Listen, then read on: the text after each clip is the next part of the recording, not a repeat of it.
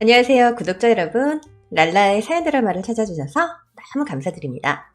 오늘은 사이다 반전 사연을 가지고 왔는데요.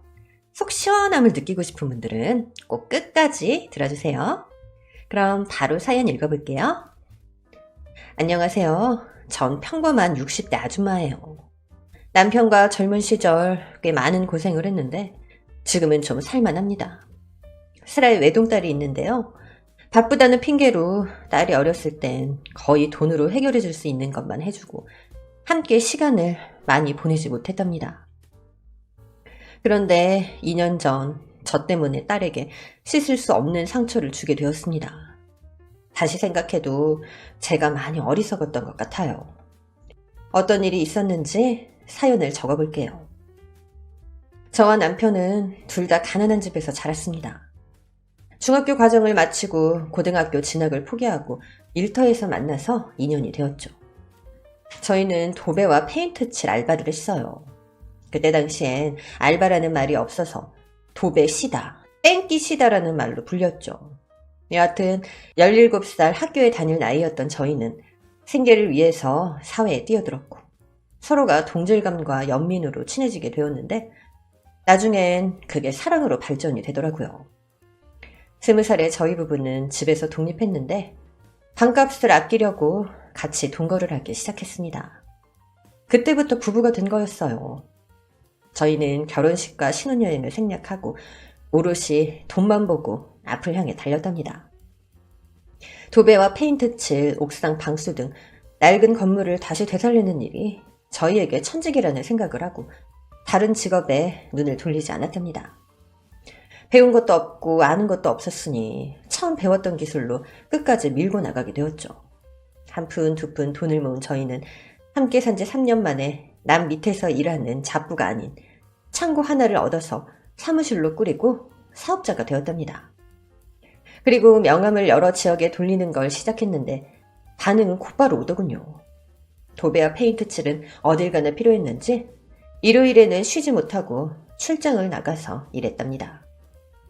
5년의 세월을 더 고생하며 열심히 살았더니 어느새 저희 부부는 창고 사무실이 아닌 인테리어 회사를 차렸어요. 실내 공사를 전문적으로 하다 보니 비가 오나 눈이 오나 일이 끊임없이 들어왔습니다. 저희 부부가 죽을 만큼 고생한 건 아니지만 누구보다 성실하게 살았어요. 좀 여유가 생긴 저희는 아이를 가지기로 하고 열심히 노력했습니다. 제 나이 29에 예쁜 딸아이를 낳게 되었죠. 남편을 만난 지 10년 만에 찾아온 축복이었답니다. 비록 결혼식도 못 올리고 살았지만 딸이 태어남으로써 모든 게 보상이 되는 기분이었어요. 전 딸을 사무실로 데리고 나가서 인테리어를 요청하는 손님들을 응대하거나 전화와 서류 업무를 보면서 비교적 편하게 일했습니다. 남편은 언제나 그래왔듯이 현장에서 피지땀을 흘리며 일했고요. 저희 인테리어 사업은 나날이 잘 되어서 10년 뒤에는 남부럽지 않을 만큼 많은 돈을 모았답니다. 중졸인 저희 두 사람이 이만큼 성공하기까지 20년의 세월이 걸린 거죠. 제 딸에게 가난을 대물림하지 않는다는 것이 얼마나 다행이고 좋던지 딸아이 얼굴만 봐도 기쁜 미소가 절로 나왔습니다. 그런데 딸아이의 성격은 아주 내성적이고 무뚝뚝했어요. 응석바지나 때도 쓰지 않는 선비 같은 아이였죠. 자기 부모가 바쁜 걸 알아서 어딜 가자고 놀러 가자고 말 한마디 한 적이 없을 정도로 속이 깊은 아이였답니다. 그리고 초등학생 때부터 미술에 끼를 들어낸 딸은 일찍부터 화실을 다니며 그림을 그렸습니다. 자기 꿈을 일찍 찾아서 화가가 되기 위한 길을 걸었는데 한 번도 이탈하지 않고 정해진 궤도에서 자기 꿈을 이뤄갔어요. 그렇게 20살이 되자 예상대로 미대에 들어갔고 작업실에 틀어박혀서 그림 그리는 데에만 열중이었습니다. 그리고 제 남편과 저도 한 우물을 파고 있어서 그랬는지 저희 인테리어 회사에 여러 창업자들이 찾아왔어요. 전국에 저희 간판이 달린 업체가 수백 개가 되었고 돈방석에 앉게 되어서 그야말로 인생 역전을 한 거죠. 남편은 인테리어 창업자들을 대상으로 강연을 하는 회장님이 되었고 저 사모님이 되어서 국빈 대우를 받으며 하루하루를 지내게 되었답니다. 그런 호화를 누리다 보니 욕심이 하나 생기더라고요. 바로 저희 세 식구가 살 집을 직접 저희 손으로 짓는 거였습니다. 그래서 계곡과 산이 어우러지는 작은 마을에 땅을 사서 공사를 시작했어요. 많은 인부들이 도와줘서 석 달 만에 저희가 바라던 아름다운 집을 지었답니다. 딸을 위한 화실도 멋들어지게 만들어 주었더니 매우 좋아하더라고요. 그런 행복이 이어지는 가운데 딸의 나이가 어느새 33살이 되었습니다. 그동안 전시회도 열고 그림으로 많은 인정을 받긴 했지만 무뚝뚝하고 내성적인 성격 탓인지 만나는 남자가 없었어요.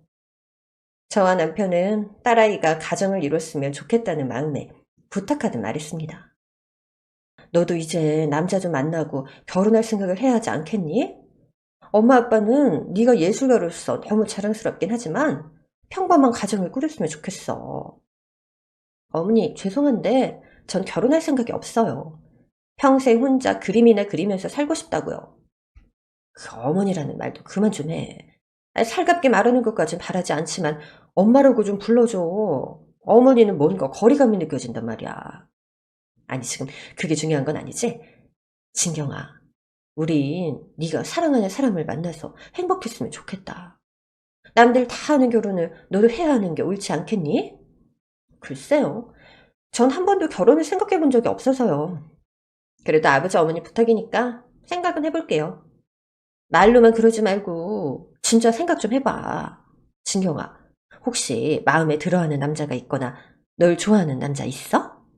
아니요. 저 아시잖아요. 남자친구를 사귀어봐도 귀찮아서 잘 만나지도 않고 매일 화실에만 있는걸요? 아, 우리 딸이 좋은 짝 좀 만났으면 좋겠는데 그러면 엄마 여한이 없을 텐데 말이야.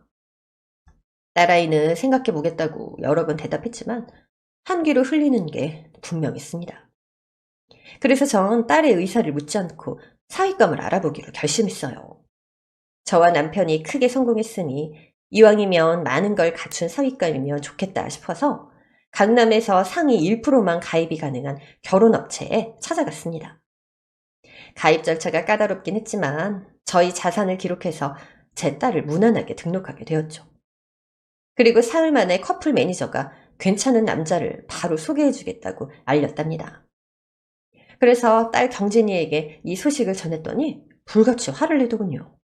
어머니, 아니 제 의견을 물어보지도 않고 결혼정보업체 등록을 해요? 전 관심 없으니까 당장 취소하세요. 경진아, 엄마가 나서지 않으면 네가 남자를 만나겠어? 그리고 엄마가 등록한 결혼정보업체가 좀 비싼 줄 아니? 연회비 5천만 원이나 내고 등록했어. 환불은 절대 안 된다니까 무조건 나가봐. 5천만 원이요? 그 돈이 네 집 개 이름이에요? 아니, 무슨 손자리 알아봐주는 회사에 그 큰 돈을 갖다 바쳐요. 진경아, 그럴 만한 가치가 있으니까 그렇지. 완벽한 신랑감을 소개해준다니까 엄마 소원 들어준다 생각하고 만나봐. 응? 싫어요. 결혼을 하든 연애를 하든 제가 알아서 할 테니까 당장 취소하세요. 환불이 안 된다니까 그러네. 아니, 그냥 나가서 얼굴이나 좀 보고 오면 안 돼? 엄마가 이렇게 부탁할게. 딸아이는 짜증난 표정을 잠시 지었지만 제가 고집을 꺾지 않을 걸 알았는지 푸념한 듯 알겠다고 대답했습니다. 전 내심 괜찮은 남자를 만나고 오길 기다렸는데 선을 보고 들어온 딸아이의 얼굴에 먹구름이 잔뜩 끼어 있었어요. 진경아, 어땠어? 괜찮은 남자 나왔어? 어머니, 거기 연회비 5천만 원 줬다고 했죠. 아, 그런데 커플 매니저가 일을 그따구로 해요? 뭐해? 어땠길래 그런 말을 하는 거야? 오늘 나온 남자 잘난 척만 1시간 동안 들어주고 왔어요. 제가 돈을 받아야 할 것 같았다니까요? 아, 그랬어? 아니, 그런데 그건 자존감이 높아서 그런 거 아닐까? 강남에서 잘 나가는 남자니까 말이야. 오늘 남자 인기 많다고 했거든. 여자들이 서로 만나겠다고 줄을 선다는구나. 여자들이 줄을 선다고요? 키가 나보다 작고 딱 봐도 몸무게 100kg 넘는 남자가 나왔던데. 또 돋보기 안경까지 쓰고 나왔는데 밥 먹다 저 진짜 토할 뻔했어요. 그랬어? 아니 뭐 외모가 중요하긴 하지. 아, 왜 하필 그런 남자를 소개해줬대? 엄마가 커플 매니저한테 전화 한번 해볼게. 그래서 전화를 걸어서 물어봤더니 오늘 딸애가 만난 남자가 강남에서 제일 가는 부자라고 하더군요. 웬만한 여자들이 마음에 든다고 달려들어도 태쳐놓기로 유명한 사람이라는 말도 덧붙였답니다.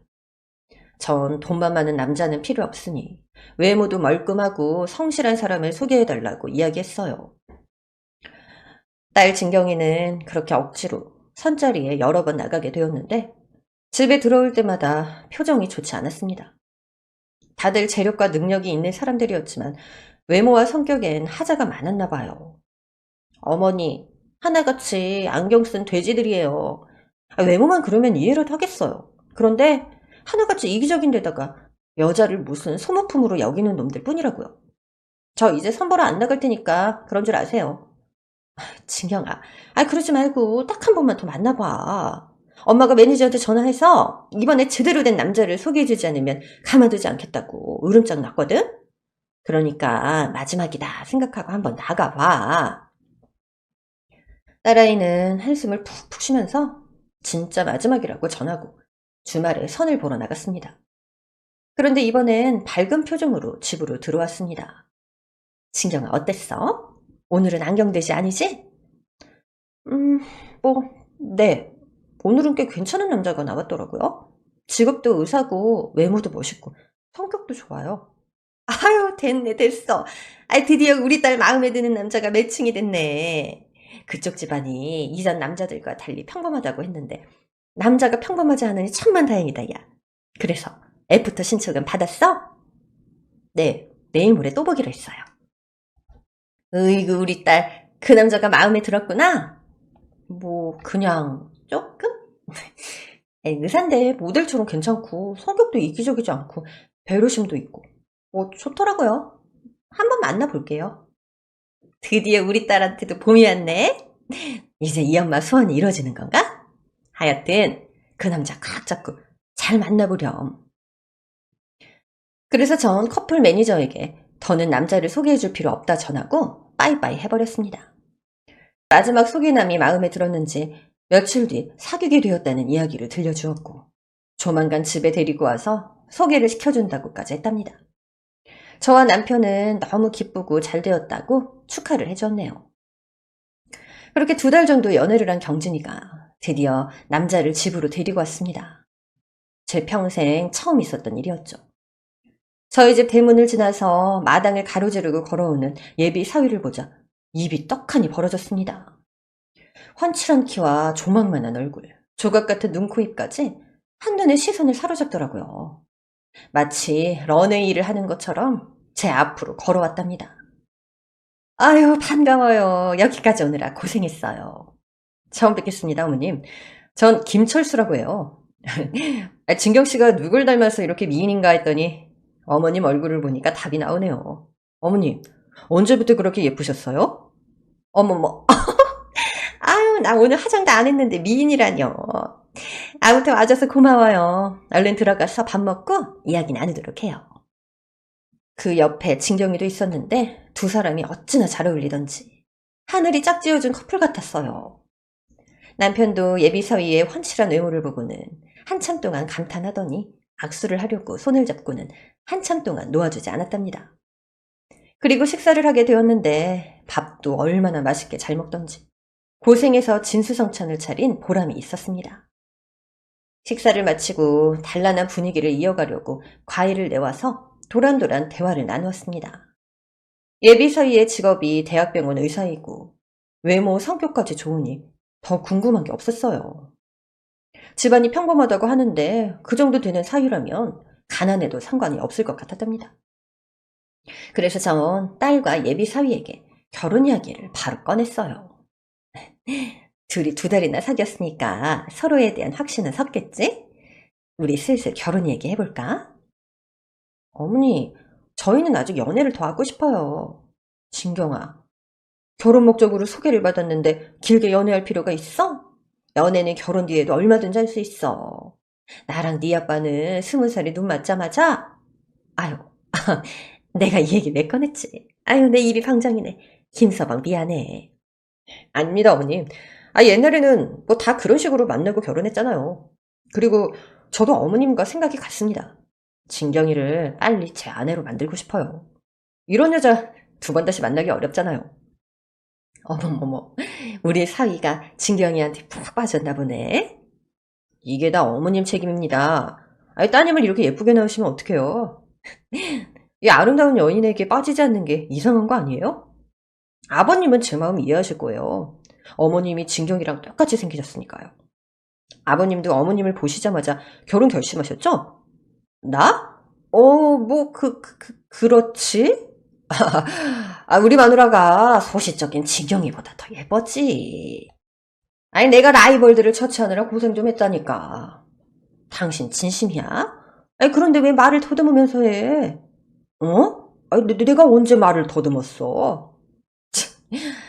어쨌든 김서방도 결혼을 하고 싶다고 하니까 바로 상견례 치르면 되겠네.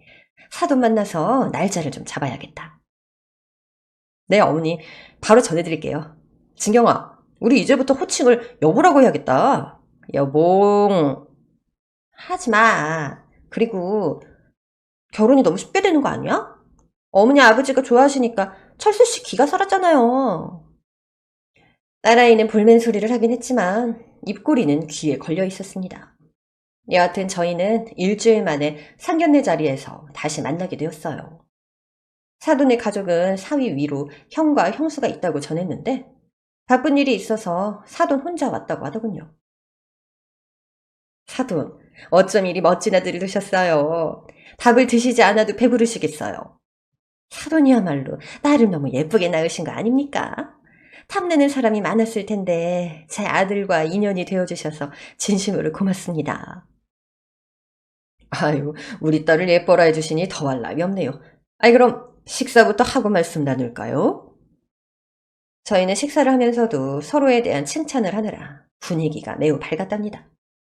이윽고 본격적인 결혼 이야기가 시작되었어요. 그런데 예상했던 것과는 달리 사돈의 태도는 사뭇 진지해졌답니다.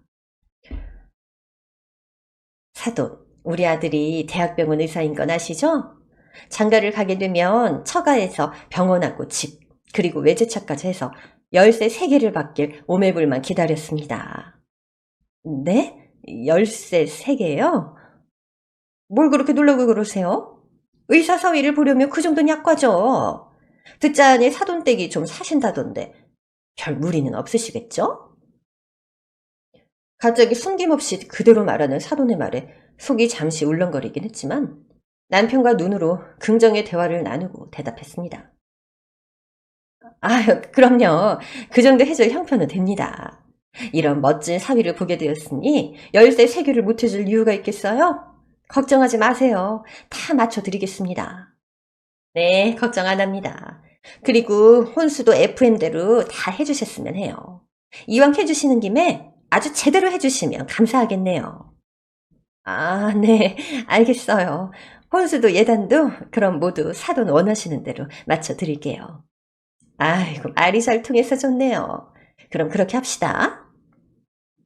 사돈은 아들 가지고 장사를 하는 것인지 돈 이야기를 아주 신나게 하더군요. 저와 남편은 떨떠름하긴 했지만 진경이가 좋아하고 저희도 좋아하는 사위를 만났으니 아낌없이 다 해주기로 협의를 했답니다. 그렇게 결혼 날짜를 잡고 무사히 상견례가 끝났어요. 남편과 전 젊었을 때부터 몸을 아끼지 않고 일한 탓에 몸 구석구석이 멀쩡한 곳이 없어서 외과 의사인 사위에게 참아왔던 질문을 꺼냈습니다. 김서방, 내가 허리 디스크가 좀 있는데 수술을 하는 게 좋을까? 네? 수술이요? 허리 디스크는 함부로 수술하면 안 좋으니까 나중에 검사받고 판단하시는 게 좋겠어요. 그래? 아휴, 빨리 이 허리 좀 고치고 싶어.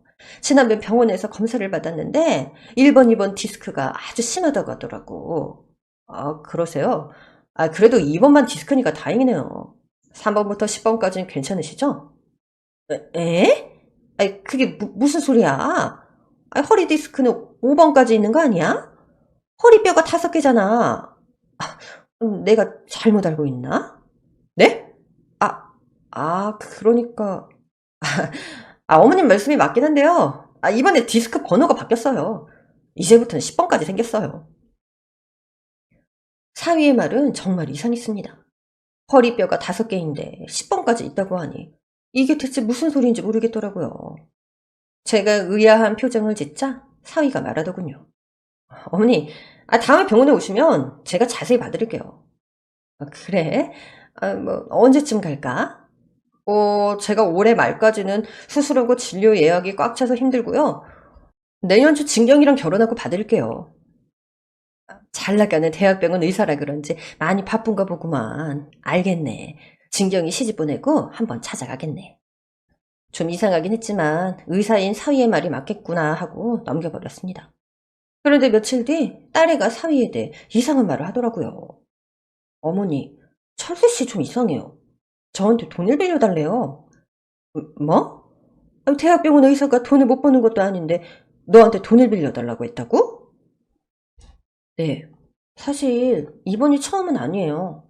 지난달에도 500만 원 빌려달라고 해서 선뜻 빌려줬거든요. 철수 씨 말로는 뭐 투자한 곳에 돈이 묶여 있다던데 뭔가 깨름칙한 느낌이 들어서요. 어머머, 진짜 이상하네. 진경아, 너 철수 일하는 병원 가본 적 있어? 네. 그런데 병원 안까지는 안 가보고 병원 앞까지 찾아가서 만난 적은 있어요. 그래? 사실 나도 김서방이 수상하고 이상해 보인 적이 있거든? 허리 디스크 이야기를 하는데 난데없이 10번 디스크까지 있다고 말하더라고. 그런데 무식한 나도 허리뼈가 5개라는 걸 알고 있거든. 게다가 네 아빠가 무릎이 안 좋다니까 느닷없이 다리를 주물러 주더라. 의사가 하는 행동이 너무 이상하지 않니? 그게 정말이에요? 아빠는 그렇다 쳐도 엄마한테 허리 디스크가 10번까지 있다고 그랬다고요? 뭐지 이 찝찝한 기분은? 안 되겠다. 예, 우리 김서방에 대해서 좀 알아봐야겠어. 우리 몰래 빚이 얼마나 있는지 의사는 확실한지 말이야. 네, 그러는 게 좋겠어요. 그런데 결혼업체에서 검증되지 않은 사람을 등록시키진 않았을 거 아니에요. 전 제발 하자없는 사위이길 바라고 다음날 딸애와 사위가 일하는 대학병원에 찾아갔습니다. 정형외과를 찾아가 간호사에게 사위 이름을 대고 물었어요. 저 여기 김철수 선생님 계시나요? 네, 지금 진료 중이세요. 접수해드릴까요? 올해까진 진료 예약이 꽉 찼다고 하던데. 네? 그게 무슨 말씀이세요? 아니, 저기 내 옆에 있는 딸이 김철수 선생님하고 결혼을 하거든요. 우린 사위를 보러 온 거예요. 제 말이 끝나자 딸애가 다시 한번 말했습니다. 안녕하세요. 제가 김철수 선생님 아내 될 사람이에요. 틈나는 대로 잠시만 좀 불러주실 수 있을까요? 아내가 되실 분이요? 이상하다. 뭐가 이상해요? 아니에요. 제가 들어가서 말씀드릴 테니까 잠시 앉아 계세요. 다행히 사위는 대학병원 의사가 맞긴 했습니다. 저희는 사위 얼굴을 보고 이따 점심이나 같이 하면서 왜 자꾸 딸에게 돈을 빌려가는 거냐 물어볼 생각이었죠. 이윽고 진료실에 문이 열리며 키가 큰 남자가 나오더군요. 멀리서 봐도 사위가 분명한 것 같아서 자리에 일어나서 미소를 지었습니다. 누구시죠? 절 찾으셨다고 들었는데. 네? 저희는 김철수 선생님 불러달라고 했는데 다른 선생님이 나오셨네요. 제가 김철수입니다. 그럴 리가요. 제가 김철수 선생의 예비 장모고 여기 있는 내 딸이 아내가 될 사람이에요. 분명히 여기 병원에 근무하는 김철수 선생님이라고 했었는데. 뭔가 착각하신 모양인데 제가 김철수고요. 결혼해서 아내와 장모님도 이미 계십니다. 다른 분과 착각을 하신 것 같네요. 저와 딸아이는 눈을 마주치고 넋이 나간 표정을 지었습니다. 딸애가 옆에 있는 의사에게 물었습니다. 진짜 김철수 선생님이세요? 그럼 혹시 동명인 선생님이 또 계시나요? 아니요. 이 병원 통틀어서 김철수는 저 하나입니다. 너무 놀란 전 자리에 풀썩 주저앉고 말았습니다. 이게 어떻게 된 거야? 우리 사기당한 거야? 어머니 잠시만요. 아직 확실하지 않으니까 의자에 앉아보세요. 그리고 딸아이의 핸드폰을 꺼내서 사위의 사진을 열어서 의사에게 보여줬습니다. 이 남자, 이 병원에서 일하는 거 아니에요? 그러자 의사가 눈을 동그랗게 뜨면서 예비 사위의 사진을 보고 흥분했습니다. 뭐야, 이 새끼가 또 내 이름 팔고 다닌 모양이네? 이런 나쁜 자식. 아는 사람이에요? 제 남편 될 사람을 아시는 거냐고요? 김철수라는 의사 선생님은 머리를 쥐어뜯으며 크게 화를 냈습니다. 이 자식 제 동생이에요. 동생이요? 아휴, 내 동생이긴 한데 저건 인연을 끊어서 안 본 지 꽤 됐습니다. 이놈 이거 사기꾼이에요. 그렇다고 저를 오해하지 마세요. 피만 섞인 형제지 저랑은 아무 관련이 없는 놈이에요. 5년 전 사기 혐의로 감옥 갔다가 얼마 전 출소했다는 소리를 들었는데 아직도 정신 못 차리고 제 행세를 하면서 두 분한테 사기를 치려던 모양입니다. 게다가 예비사위는 이름도 김철수로 개명을 했답니다. 한자만 다르게 해서 이름을 바꿔 형의 행세를 하면서 사기를 치다 감옥에 다녀왔다네요. 또 예비사돈도 똑같이 사기를 치는 사람이라서 인연을 끊은 지 오래되었다고 진짜 김철수 의사가 전해주었답니다. 저희 식구들은 사기꾼 모자에게 제대로 당할 뻔한 거였죠. 한참 동안 병원 대기석에 앉아서 날뛰는 심장이 제자리를 찾을 때까지 기다렸다가 딸의 부축으로 집으로 돌아갔답니다. 그리고 남편에게 바로 이 사실을 전했더니 팔짝 뛰면서 흥분하더군요. 절대로 가만두지 않겠다고 으르렁거리면서 자문 변호사에게 연락해서 어떻게 벌 줄 수 있을지 전해들었어요. 그래서 저희는 들은 대로 준비를 하고 사기꾼 모자에게 맛있는 점심을 사겠다며 주말에 나오라고 했습니다. 복수의 칼을 바닥바닥 깔고 사흘 뒤 약속 장소로 나갔어요. 모자는 뭐가 그리 좋은지 입이 귀에 걸려서 오더라고요. 아유, 사돈. 아니, 상견례 한 지 얼마나 지났다고도 부르셨어요. 무슨 문제라도 생긴 건 아니시죠? 문제라뇨. 전 그저 사돈이 너무 보고 싶어서 연락드렸죠. 우리 사위한테 맛있는 거 먹이는 김에 겸사겸사 초대했습니다. 사돈, 안 본 사이에 얼굴이 더 좋아지셨네요. 감사해요. 여기 한우집으로 가는 거예요? 아유, 모처럼 입에 기름칠 좀 하게 생겼네요. 덕분에 호강합니다, 사돈. 네, 어서 들어가시죠. 잊지 못할 맛을 보여드릴게요. 어머님, 감사합니다. 그럼 안으로 들어가실까요? 그러지, 김서방. 저희 5사람은 예약한 룸으로 들어가서 한우를 주문해 고기를 구웠습니다. 사기꾼 모자는 말을 아끼고 처먹는 데에만 치중을 하더군요. 앞으로 일어날 일을 모르고 있으니 최후의 만찬이나 실컷 즐기라고 속으로 말했답니다. 고기를 적당히 먹고 육회 비빔밥을 주문했는데 사기꾼 모자가 고개를 갸웃거리며 밥을 쳐다보았어요. 사돈, 왜 우리 밥만 콩밥이에요? 사돈 식구들은 흰밥이죠? 아, 제가 특별히 부탁했네요. 콩밥이 몸에 좋아서 사돈과 사위에게만 특별히 주문해 드렸습니다. 어머머머, 이렇게 세심하게 챙겨주시니 몸둘 바를 모르겠네요. 그럼 콩밥 잘 먹겠습니다. 어머님, 저도요. 아, 콩밥 오랜만에 먹으니까 진짜 맛있네요. 오랜만에 먹는구나.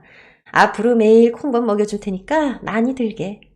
역시 사위 사랑은 장모라더니 장모님, 감사하고 사랑합니다. 그렇게 두 모자는 육회 콩밥을 쩝쩝거리면서 아주 잘 먹더라고요. 사돈과 사위는 꺽 하면서 트림까지 하며 일을 쓰셨어요. 아유, 배부르다. 사돈 모처럼 포식했네요. 맛있게 잘 먹었어요. 어머님, 저도요. 너무너무 잘 먹었습니다. 그런데 어머님, 아버님은 왜 이렇게 못 드세요? 아까 한우도 거의 드시질 않던 것 같던데. 진경아, 너도 입맛 없어? 음, 오늘 해결할 일이 있어서 잘 먹히지가 않네. 자기나 많이 먹어줘. 큰일을 할 사람은 항상 배가 든든해야 되잖아. 진경이 너 전시회 때문에 스트레스 받는구나. 걱정하지 마. 아니, 너 같은 예술가를 몰라볼 사람은 세상 어디에도 없으니까 신경 쓰지 말라고. 전시회 준비는 아무 문제 없어. 다른 걱정이 하나 있어서 그렇지. 그게 뭔데? 아, 그러고 보니까 다들 표정이 그리 좋지 않네요. 집안에 무슨 걱정거리라도 있으세요? 어머님, 저도 이제 한 식구인데 무슨 일인지 말씀해 주세요. 그래서 제가 입을 뗐습니다. 그럴까? 이제 슬슬 털어놓을까? 네, 무엇이든 말씀만 하세요. 이 사위가 도울 수 있는 일이라면 무엇이든 하겠습니다. 전 주머니에서 열쇠 3개를 꺼내 테이블에 올려놓았어요. 의사 사위 얻으려면 열쇠 3개가 필요하시다셨죠? 어머나, 벌써 준비하셨어요? 아니, 그런데 열쇠 모양이 왜 이렇게 생겼어요? 꼭 무슨 수갑 푸는 열쇠처럼 생겼네요. 역시 다녀오신 분이라 다 알아보시네. 그 수갑 열쇠 맞아요, 사돈. 예? 엄마, 이거 진짜 수갑 열쇠네? 그런데 왜 이걸... 사돈의 얼굴에 시커먼 먹구름이 일자 남편이 수갑 2개를 모자를 향해 하나씩 던졌습니다. 그리고 제가 말을 이었습니다. 야, 이 사기꾼 모자야. 이것들이 작정하고 사기를 쳐? 뭐? 대학병원 의사? 그래, 네 형이 의사가 맞긴 하더라. 넌 그런 형 팔아서 사기치고 좀 먹는 벌레 새끼라며? 그리고 니년도 사기 전과 3범이라면서. 내가 살다 모자 사기꾼을 눈앞에서 보는 건 처음이네. 야, 이것들아. 우리가 끝까지 속아서 니들한테 사기당할 줄 알았니? 사돈, 그게 무슨 말씀이세요? 사기라뇨. 끝까지 잡아뜨시겠다? 야, 이년아, 이미 다 확인했거든? 저희 세 식구가 두 모자를 노려보며 이미 모든 걸 알고 있으니 시침이 떼지 말라고 했습니다. 그랬어요? 아유, 이번 건수는 실패네. 아유, 젠장 삭달이나 공들였는데 꽁치고 말았어. 아들, 일어나자. 엄마, 그러니까 내가 결혼 좀 서둘러자고 했잖아. 아씨, 내가 의사 행세하는 거 찝찝해서 빨리 뽑아먹고 끝내자고 했을 때 말 좀 듣지. 괜히 저쪽 집에 하자는 대로 몇 달 미뤄서 실패한 거 아니야. 지금 와서 누굴 탓해. 망한 게임이니까 얼른 발 빼자. 더 있다가는 재수없는 일만 더 늘어날 뿐이라고. 이 엄마가 가르친 걸 잊은 거 아니지? 사기라는 건 실패했을 때 뒤도 돌아보면 안 된단 말이야. 두 모자가 나누는 대화는 참 어이가 없었습니다. 그리고 자리에서 일어나길래 저희도 자리에서 일어났습니다. 가긴 어딜 가려고. 오늘부터 쭉 콩밥 먹을 테니까 가만히 앉아있어. 이봐요. 아니, 우리가 댁들한테 사기를 쳤어요? 사기치기 전에 걸린 거잖아요. 아무런 피해를 보지 않았으니까 무혐의라고. 미수 몰라? 미수는 못 잡아가. 엄마, 그게 말이야. 사실은 내가 얼마 전에 진경이한테 500만 원 뜯어냈는데. 뭐야, 이 새끼야? 조금만 기다리면 열쇠 3개가 들어오는데 그걸 못 참고 돈을 뜯어? 아휴, 이 멍청한 놈이 내 아들이라니. 너 같은 걸 낳고 미역국을 먹은 내가 미친년이다. 미안해. 화투패가 너무 잡고 싶어서 못 참아서 그랬어. 도박도 엄마가 가르쳐줬으니까 엄마 잘못도 있지. 어쨌든 500만 원 돌려주고 나가야 될 것 같은데? 그래야 깨끗하겠지. 사기꾼 엄마는 씩씩거리며 화를 내더니 좋게 합의하고 끝내자고 말하더군요. 500만 원 줄 테니까 우리 여기서 정리합시다. 우리도 댁들한테 쏟을 시간과 정성이 있으니까 그냥 피장파장으로 생각하자고요. 사기꾼들은 원래 뻔뻔하다더니 진짜 그랬습니다. 사기치느라 들인 시간이 아깝다며 짜증을 부리는데 주둥이를 그냥 확 꿰매버리고 싶더라고요. 그래서 제가 말했습니다. 야, 이누나, 니네가 사기친 게 우리뿐이니? 네 큰애들 김철수 의사 행세한 것과 결혼정보업체에 보낸 조작된 문서들, 그건 생각 안 해? 다들 니네 신고했어. 빠져나갈 구멍 따위는 없단 소리야. 뭐야? 내 큰아들이 고소를 했다고? 이런 젠장. 그 자식은 평생 도움이 안 돼, 도움이. 지난번에도 그 자식이 신고하는 바람에 깜빡 들어간 건데 결혼정보업체에 보낸 문서가 문제가 되니 사문서 위조까지 포함되겠네? 일을 어쩌면 좋아. 아들아, 우리 세됐다. 엄마, 우리 지금 덫에 걸렸어. 오늘 우리 불러서 고기 먹이고 경찰한테 넘기려는 속셈인 것 같아. 아무래도 우리 빨리 튀어야겠다. 아까 들어올 때 보니까 뒷문 있던데 그쪽으로 빨리 나가자. 그래, 빨리 가자. 이번에 들어가면 너나 나나 5년 이상씩 받을 거야. 개구멍이든 하수구든 빠져나갈 구멍 있으면 빨리 튀자, 야. 그러자 문 앞에 있던 제 딸이 사기꾼 아들 얼굴에 주먹을 날렸습니다. 뭐야? 코피잖아. 야, 이게 무슨 짓이야? 여자라고 봐줬더니 감히 내 잘생긴 얼굴을 날려? 야, 내가 여자라고 못 때릴 것 같아? 존말할 때 당장 비켜라. 꺼지라고. 철수야, 나가려면 날 제껴봐. 그동안 취미로 복싱을 좀 해왔는데 오늘 제대로 써먹어봐야겠다. 관장님이 날 선수로 영입하고 싶다고 했는데 내 실력을 확인해볼 겸 한판 뜨자. 얼른 덤벼, 김철수. 복싱을 하셨다. 하긴 너처럼 무뚝뚝한 년한텐 딱 어울리는 취미다. 저희 부부도 그제야 딸애가 복싱을 했다는 걸 알게 되었습니다. 어쨌든 딸애는 복싱을 얼마나 전문적으로 배웠던지 사기꾼 아들과 싸우는데 한 대도 맞지 않고 잽과 훅, 어퍼컷까지 강펀치를 여러 번 날렸습니다. 우리 딸 파이팅! 그럼 나는 니네하고 붙으면 되겠네? 이리 와 이 사기꾼년아. 야, 내가 깜빵에 있을 때 너 같은 거 무리를 달려들어도 내 밥이었거든? 얼마든지 들어와봐. 들어와. 그래서 전 신고 있던 구두를 벗어서 사기꾼년에게 던졌는데 이마에 명중했습니다. 뒤로 낮아빠진 사기꾼은 잠시 기절을 했답니다. 그리고 사기가 될 뻔한 놈을 딸과 같이 힘을 합쳐 흠씬 두들겨 패주었어요. 아들 사기꾼은 쌍코피에 눈탱이가 밤탱이가 돼서 무릎을 꿇고 그만 때리라고 빌었습니다. 진경아, 그만 좀 해. 이만하면 됐잖아. 500만 원 어치는 맞은 것 같으니까 그만 보내주라. 나 이번에 잡혀 들어가면 안 돼. 집행유예 기간이라서 오래 써가야 된다고. 어머님, 제발 저 좀 보내주세요. 우리 엄마는 두고 갈 테니까요. 한 사람으로 그냥 쇼부 칩시다. 이 정도면 많이 안 구했어요? 야, 이거 진짜 기가 막히는 모자네. 애미를 넘겨주고 아들은 도망치시겠다? 아주 니들 환상의 짝꿍이다. 그러자 사기꾼 엄마가 정신을 차리고 일어나서는 지 아들을 사정없이 때리기 시작했습니다. 이놈의 새끼가 엄마를 넘기고 지 혼자 내빼려고? 네가 그러고도 내 아들이라고 할 수 있어? 너 나한테 좀 맞자. 엄마도 예전에 형사들한테 쫓길 때 나 버리고 혼자 튀었잖아. 그리고 한 사람이라도 안 잡히고 튀는 게 낫지 않겠어? 야, 이 자식아, 그거랑 이거랑 같냐? 경찰이 뒤에 붙으면 죽어라 뛰어야 하는 게 철칙이라고 몇 번을 가르쳐야 돼. 사기꾼 모자의 대화는 상상도 못할 만큼 놀라웠습니다. 전 헛웃음을 뱉고 말했어요. 둘 다 아주 가관이다. 세상에 이런 모자가 있다는 게 정말 신기하고 웃겨 죽겠네. 안 되겠다. 이제 클라이막스로 한번 가보자고. 여보, 형사들한테 우리 위치 알려줘. 안 그래도 좀 전에 문자로 넣어뒀어. 1분 안에 도착한대. 1분이라는 소리에 모자는 경기를 일으키며 일어서더니 저희 모녀를 밀치고 문을 열었습니다. 그런데 문이 열리자 바로 앞에 형사들이 씩 웃고 있었어요. 어딜 가시려고? 얘들아, 이 두 잡것들 체포해라. 형사님은 엄마도 없어요?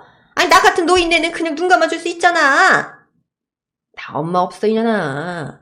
그리고 노인네라고 봐주는 거 없으니까 빨리 와서 수갑 차라. 아휴, 한 번만 좀 봐주세요. 우리 이번에는 성공도 못해서 이득 본 것도 없어요. 걔가 천선해서 살 테니까 딱 한 번만 좀 봐주세요. 예? 치러를 하세요, 치러를. 나더러 남 등쳐먹는 니들 계속 구경이나 하라고? 얘들아, 뭐해? 빨리 미란다 원칙 고지하고 체포해. 결국 두 모자는 그 자리에서 수갑을 차게 되었는데 끝까지 식당 밖으로 나가지 않으려고 버티다 질질 끌려 나갔답니다.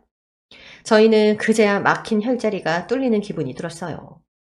세 사람 모두 배에서 꼬르륵 소리가 들려왔죠. 어머니, 이제야 배가 고프네요. 우리도 밥 시킬까요? 그러자. 여보, 메뉴판 좀 줘봐. 그래. 우리 큰일 했으니까 제일 비싼 걸로 먹자고. 그렇게 저희 세 식구는 식사를 다시 하게 되었고 조금 전 일어난 일을 가지고 깔깔거리며 수다를 떨었습니다. 어머니, 아니 엄마, 이래도 결혼을 꼭 해야겠어요? 너 방금 뭐라고 했어? 엄마라고 한 거야? 듣기 좋다. 다시 해봐, 진경아. 엄마. 앞으로는 말 편하게 할게. 엄마, 날 억지로 시집 보내려던 결과를 보니까 어때? 그야, 우리가 똥 밟은 거지 뭐. 그리고 괜히 내가 나서서 네가 당하지 않아도 될 일을 당했어. 아무튼 엄마가 너무 미안해. 엄마도 후회되지. 그럼 앞으로 나한테 결혼하라는 소리 절대 안 할 거지? 그럼 안 할게. 아휴, 괜히 저런 인간 또 만난다가 진짜 내 딸 인생 망칠 것 같다. 그래도 좋은 남자가 나타나면 그땐 결혼해도 돼. 물론 네가 원하면 말이야. 이제야 내가 듣고 싶은 말 해주시네. 알겠어. 결혼은 필수가 아니라 선택이니까 내가 알아서 할게. 전 딸애에게 못할 짓을 한 것 같아서 고개를 제대로 들지 못하고 미안하다는 말을 수십 번 했답니다. 그렇게 사기꾼 모자는 법원에서 큰아들과 결혼업체 관리자 그리고 저희 식구들까지 마주하고 사기 혐의를 시인했습니다. 증거들이 넘치도록 많으니 괜히 무죄라고 우겼다간 형이 커질 걸 알았기 때문이죠. 두 모자는 징역형을 선고받고 그대로 감옥으로 이사를 떠났습니다. 그리고 이번 일을 계기로 딸이 저에게 어머니가 아닌 엄마로 부르고 반말까지 하면서 많이 가까워졌어요. 딸은 그동안 무뚝뚝하고 표현 한마디를 하지 못해 미안했답니다. 진경아, 앞으로는 뭐라면 말을 좀 해줘. 우린 네가 복싱하고 있다는 걸 그날 식당에서 알았잖니. 네가 뭘 좋아하고 밖에서 뭘 하고 다니는지 엄마 앞에서 수다도 좀 떨어주고 그러면 좋겠어. 알겠어. 앞으로 그렇게 할게. 그럼 우리 이렇게 가까워진 기념으로 여행이나 갈까? 나 사실 제주도 너무 가고 싶었어. 친구들이 가족들끼리 제주도 다녀왔다는 말 들으면 많이 부럽더라고. 제주도? 아이, 그래, 가자. 우리가 돈이 없니, 뭐 식구가 없니. 여보, 당장 제주도 티켓 끊어요. 지금 끊고 있어. 진경이 입에서 제주도라는 말이 나오자마자 바로 표 알아보고 있지. 하여튼 빠르다니까 저 센스쟁이. 그렇게 저희 세 식구는 모두 난생 처음 제주도로 여행을 떠났고 잊지 못할 추억을 수만 가지 가지고 돌아왔습니다. 그날 이후 저희 식구는 함께 여행을 자주 다니고 있어요. 딸이 어릴 적에는 바쁘다는 핑계로 한 번도 여행을 떠나본 적이 없어서 너무 미안했답니다. 저희 부부가 앞만 보고 달리다가 옆에 있는 딸을 놓친 것 같더라고요. 그래서 성격이 그렇게 내성적이고 무뚝뚝하게 변한 게 아닐까 싶었습니다. 아주 많이 늦긴 했지만 딸에게 진짜 부모 노릇을 하고 있는 것 같아서 다행인 요즘이에요. 더불어 딸의 의사대로 결혼과 연애에 대해선 신경 쓰지 않기로 했습니다. 남들이 다 하는 거라고 꼭 똑같이 할 필요가 없다는 걸 깨달았으니까요. 제 사연의 글은 여기서 마침표를 찍어야겠네요. 지금까지 들어주신 분들께 심심한 인사를 드리고 물러갈게요. 모두 모두 행복하시고 좋은 하루 보내세요. 오늘의 사연 여기까지입니다. 재미있으셨죠? 킹카 예비사위가 사기꾼 사위였다니. 요즘도 이런 나쁜 놈들이 종종 판치고 있으니까 다들 조심하시길 바랄게요.